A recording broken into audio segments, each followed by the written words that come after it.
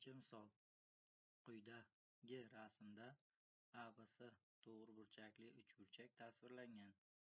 A'da biskrissa, V'da 4 va A'si 18 bo'lsa, bo'yalgan soha yuzini toping.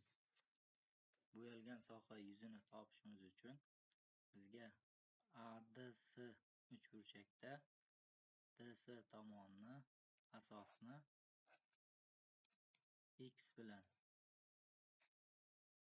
DS asosga tushgan balandlik ABni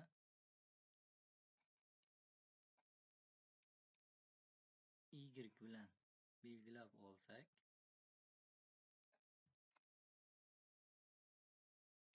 bo'yalgan soha yuzi S' barobar 1/2 X ko'paytirilgan Y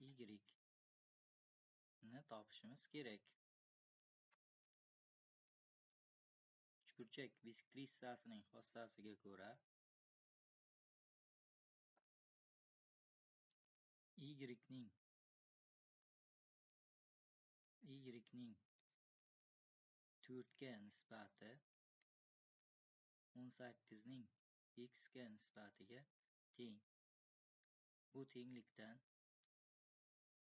X ko'paytirilgan Y barobar 4 ko'paytirilgan 18.